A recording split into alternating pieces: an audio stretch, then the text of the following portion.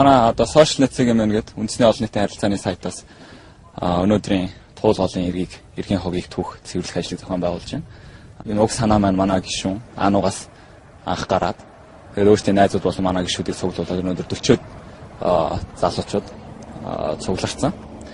Тэгээд бид нар өнөөдөр маршлын гүрнээс эхлээд туул голын гүр хүртэл хоёр эргийн хогийг түүгээд хэсэг болгон дээр нь овоолж тавиад тэгээд хот тогтчлын компаниас дараа нь тэр хогийн сүгэлт нь аавна гэж 18-нд нэрж авахар тохиролцсон ярилцсан байгаа.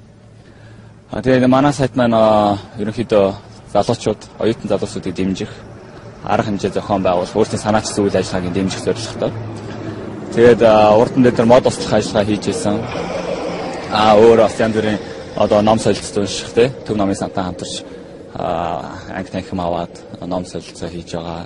Дээрээс нь одоо ингээд хог түүх болон ийм нийгмийн хариуцлагатай хөгжлийн үйл ажиллагааг ерөнхийдөө дэмжиж байгаа.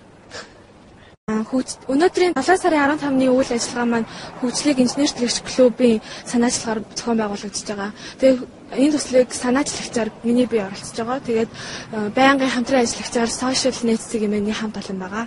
Уг хөгжлийг инженерчлэгч ашигын бус клубын маань зорилго залуучуудын оролцоог нийгэмд бий болгох, үжийн ядуу нийгмийн доод давхаргын хүмүүс туслах тийм үйл ажиллагаа зохион байгуулдаг байгууллага байгаа. Тэгээд сар алганы 15-нд ийм нийгмийн сайн сайхны төлөө үйлсийн аяам зохион байгуулах санаад байгаа.